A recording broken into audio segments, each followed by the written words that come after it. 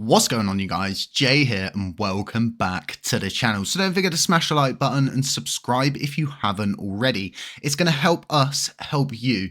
You have the power to help us find more people through the YouTube algorithm, and in turn that's going to bring more people to our ecosystem. And we're in a position that we've never really been in before because LUNC has really always been pushed aside when it's come to any kind of direct development, so to speak, actually building something for the blockchain, not for your back pocket. And the powerful thing about LUNCDash is it is named LUNCDash. So if somebody does want to get involved with the blockchain, right, they're going to go search those four letters, LUNC, and they're probably going to find the LUNCDash mobile app. They're going to see that there's this mobile app they can use and utilize to manage all of their assets, to stake, and it has been built and developed for Luna Classic. They don't go in and get confused because the gas is in Luna when it should be Luna Classic. A very minor change, but it's very effective. It's bringing a strong sense of security to our overall ecosystem. It's not being named Galaxy Wallet. It's not directed at the broader cosmos. It is simply directed, built and honed for the Terra Classic ecosystem. And currently, as of the time of this video, we are ranked in the financial sector for apps, 3rd in the United Kingdom and currently 12th in the USA. And I think that's really good. You know, we've only just launched the app. We're not doing really a lot of coverage on it. It's kind of self-serving, and those who really understand how powerful it is are quite bullish about it. There's a lot of people who don't really understand how far the rabbit hole goes when you're talking about a mobile app, but again, every little helps. Today, we are going to be deploying the LUNCDash Finder, and this begins to complete the overall ecosystem and reintroduces all of the tools that we've used and utilized for a long time in a native form. Again, built for Terra Classic. So talking about builders and all of my other videos that were really coming out over the course of yesterday, I wanted to wait. I didn't want to flood you guys with too much information. And I really wanted to have a deeper think about this proposal that has been put forward.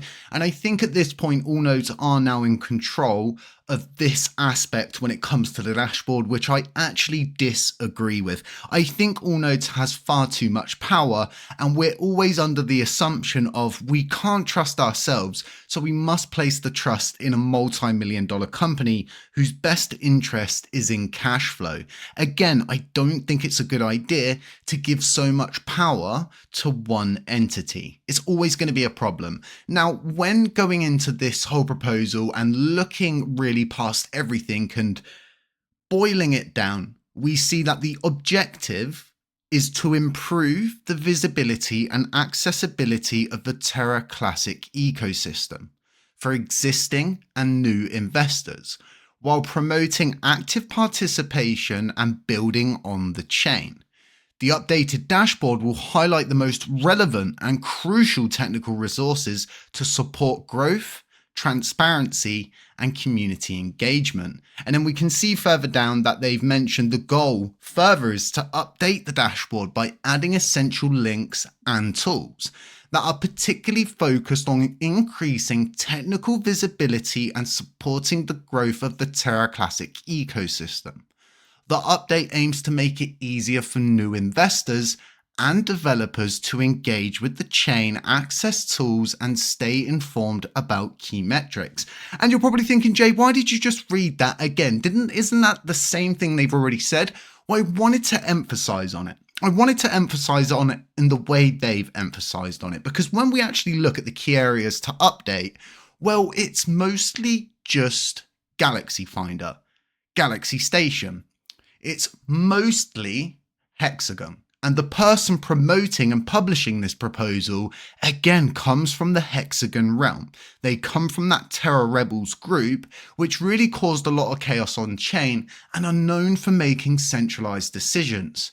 So when I look at this, I actually don't see anything that would realistically make it easier for someone to traverse the blockchain and get the real information they're after. Yes, we've got, a very basic wallet up on there and LUNC scan, but where is everything else? And you're probably thinking, Jay, what do you mean by everything else. And what we'll do is we'll just start to flick through a couple that I've managed to just get up for this video and show you guys. We don't have validator info on there, which is specialized in providing Terra Classic info around the blockchain, validators with issues. You can calculate your rewards here. You've got governance, delegators, validators. You've got a lot of information here, but it's not on that list. And then I think about how relevant burning is to our overall ecosystem. Well, they haven't put LUNC metrics up on there, which provide top burners, dashboard, the last 7 days, your total amount of LUNC burn, what the circulating amount is. They've got charts to really help you traverse the ecosystem, but it's not on there. So again, now I go and I look at somewhere like StakeBin, highly relevant. These are tools that are usable, scalable, and they are user-friendly, and you're probably going to want to use and utilize these every day if you're not already. We've got supply, we've got stats, validator, community pool, oracle pool, wallets, transactions, decentralization, tools. I mean, what more could you ask for from a site that doesn't even specialize in LUNC, and they cover a lot of blockchains? So again, we're not seeing this in the list of this so-called list that's supposed to be, really helpful and really useful. I don't see LUNC.tech on there, which provides real-time LUNC burn tracking data. We've got a lot more stuff on here. You've got the burn-in statistics in a chart view. You've got many of these different awesome tools that have not even been put on the list. So from my perspective, again, this is a centralized attempt to just go, nothing else exists apart from what I say exists. And this is what exists. And to every single new person entering our ecosystem, that is what they will be led to believe. So now, again, I look at something like LUNCsphere. It's not on the list. This is an amazing DApp that a lot of people simply don't know about. And I'm going to leave links to all of this in the description of the video so you can go and you can check it all out. I'm also going to be developing a page on the LUNCDash main website where we actually introduce all of these into a very nice list, and we'll open a repository where people can simply submit their projects. If you want to get on the list, if you want to get on the site, submit what we're asking to our repository, and we will just merge your PR request and it's done.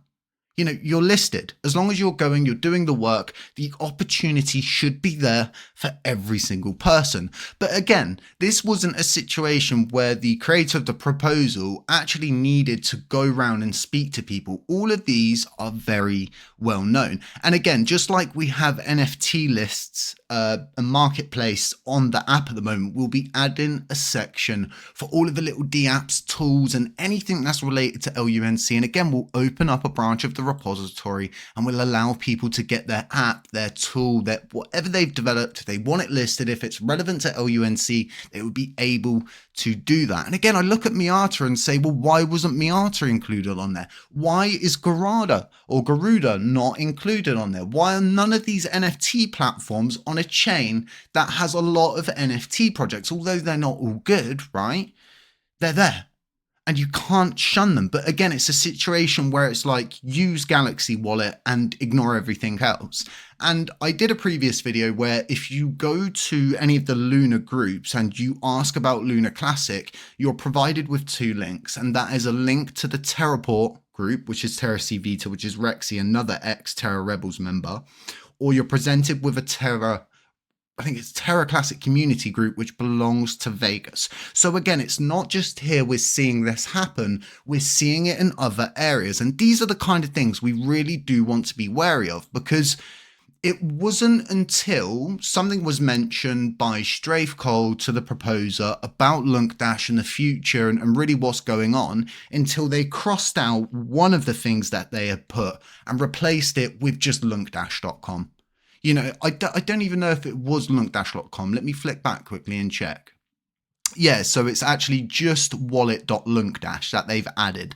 They've not even added the key metrics side of our entire system, which is probably one of the most useful dApps on chain. So again, Miata wasn't on there, LUNC's not on there. None of these tools that are very useful, relevant, more relevant than I would say than any of the other ones on there, aside a wallet dApp, of course, highly relevant. But again, there's a few of them on there that haven't been added alongside Kepler. For example, there are other wallets out there. Allnodes wasn't included. You can do a lot of different wallet management and validator management over on the Allnodes website. So when I look at LUNCDash, we're really covering everything. We've got your wallet statistics, your top holders, top burners. You can delegate, you can auto compound it. You've got the money flow tool, you've got balances, volume, CW20 tokens. And a lot of people don't know, if you click balances, put in any wallet, you can look at it in an independent graph view. So you can even see the curvature of the Oracle rewards pool, like I was showing you guys yesterday in my previous video. But again, I'm doing this video because that, from my perspective, again, is a centralized attempt to just brush everything else under the carpet whilst everybody else is kind of off, busy, building, doing other stuff.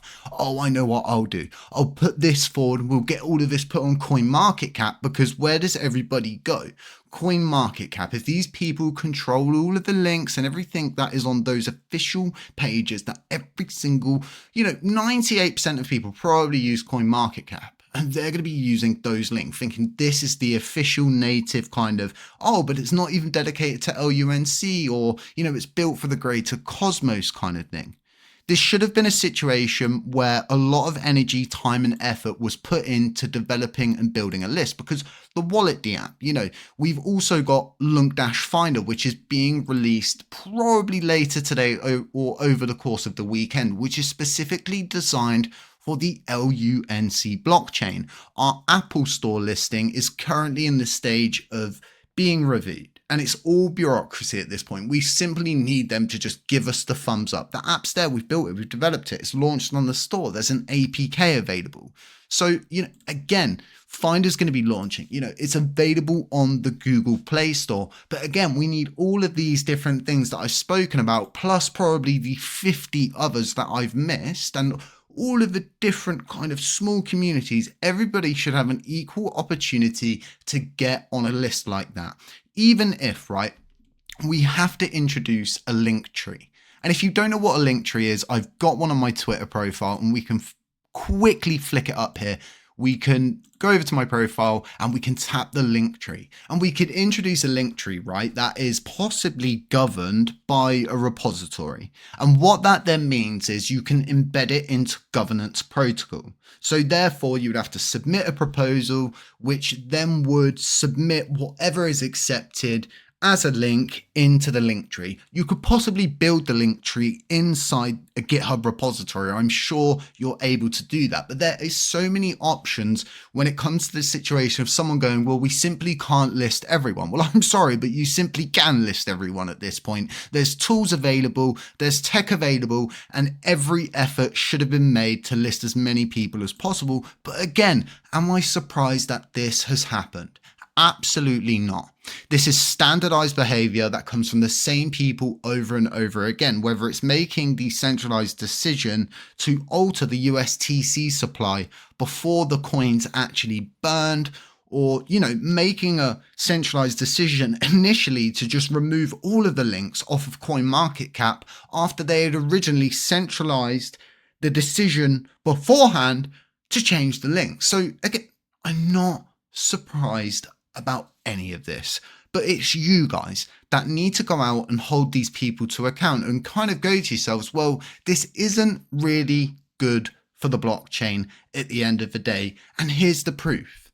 But let me know what you guys think in the comment section. Aside that, I'm going to be dropping another video today. It's the video I was kind of going over yesterday, and explaining what I really want to do and the other key sort of situation we need to deal with as a blockchain, as an ecosystem, to free ourselves from the grasp of anybody else's tech or anybody else's shadow. So we're kind of not in a situation, where you've hired your friend.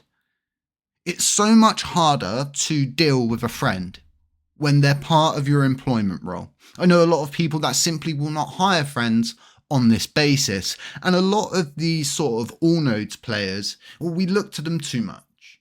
we've got ourselves in a situation where they cast a shadow over us and it's, oh, we can't do this because they might be upset. And it's the same with Binance. Again, we need to introduce something that is going to change the very basis and the whole narrative itself of our ecosystem. It's going to bring the liquidity. It's going to bring the users. It's going to bring the burns. And burning should always be a byproduct. And there's a lot of people, we should have validators that are dedicated to burning. But again, all you would be doing is burning your own bank. The Oracle pool only has so much coins, which is probably around 300 billion last time I checked.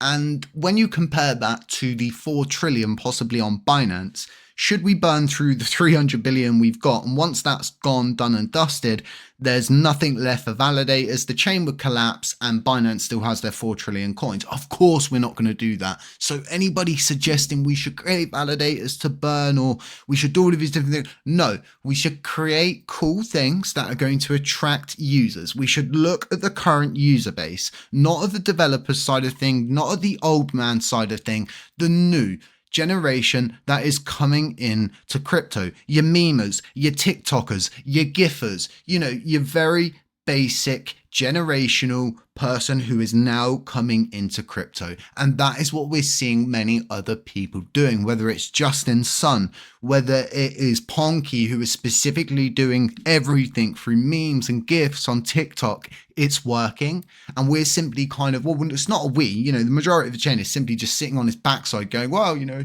hopefully Binance will burn a load of coins. We shouldn't be in the mindset of hopefully somebody else will pull us out of this wreck we're in. We, us, you, we are the ones who are going to be able to do this, and it's not sitting on our backside. But again, let me know what you think about all of this. And aside that, keep an eye out for my other video today and just stay safe, stay humble, stay aware, and I'll catch you in the next one. Ciao!